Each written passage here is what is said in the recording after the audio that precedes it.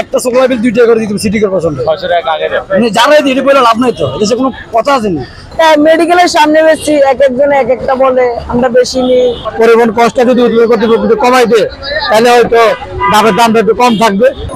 গরম আসলে ডাবের চাহিদা বেশি, ডাবের দাম বাড়তে থাকে, বেচাও বাড়তি কিনেও বাড়তি।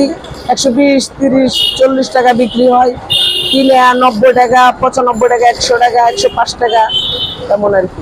মেডিকেলের সামনে বেশি এক একজন এক একটা বলে, আমরা বেশি নিই মেডিকেলের সামনে রেখে। দাম হিসেবে অনেক বেশি হয়, এখন কি করা, ডাবের দাম বেশি। সিজনাল ফল, গরমকালে তো এটা চাহিদা ভালো, এই কারণে দাম বাড়তি। ডাব প্রচুর পুষ্টিকর একটা খাবার, পটাশিয়াম আছে।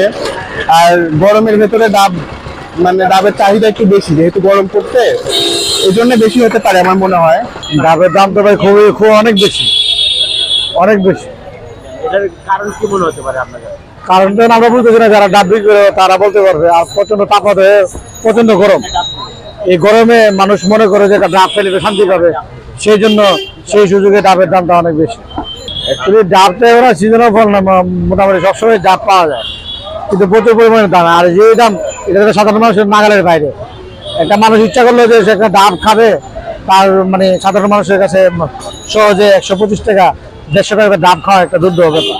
যারা বাজার নিয়ন্ত্রণ করে, কিন্তু বাজার নিয়ন্ত্রণ যারা করে, তারা যদি যেখান থেকে ডাবটা হইতেছে গাছের থেকে, ওইখান থেকে ডাবটা কিরকম বিক্রি হচ্ছে। এবং একটা আপনি জানেন যে এগুলো একটা ভারী জিনিস, পরিবহন করতে অনেক খরচ লাগে। পরিবহন কষ্টটা যদি কর্তৃপক্ষ কমাই দেয় তাহলে হয়তো ডাবের দামটা একটু কম থাকবে।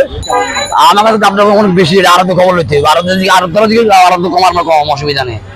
আরো তো রাখলাম কিছু করার থাকে না তো এখানে। আর আরো তো দাম যেদিন যা যাবে, আজকে 11 টাকা আনছি, 110 টাকা আরো কিনা পড়ছে। এরপর কোয়ালি আছে, গাড়ি ভাড়া আছে, দোকানদার মালটা কয় টাকা বেচবো, এটা একটা বিষয় আছে জিনিস। তাহলে আড়তদারের মধ্যে কোনো সিন্ডিকেট আছে কিনা? এটা থাকতে পারে 100%, থাকবো না কেন? একটা চকোলা বিল 2 টাকা করে দিতে সিটি কর্পোরেশন 600 টাকা আগে দেন। মানে যারাই দিয়ে বলে লাভ নাই তো, এদেশে কোনো কথা আছে না। কিছু কথা নাই ভাই, কথা থাকলে তো সেরকম হবে না কেন? আপনার রাজা থাকবেন, আমি রাজা থাকবো। বাড়াবাড়ি টাকা আগে বন্ধ করো।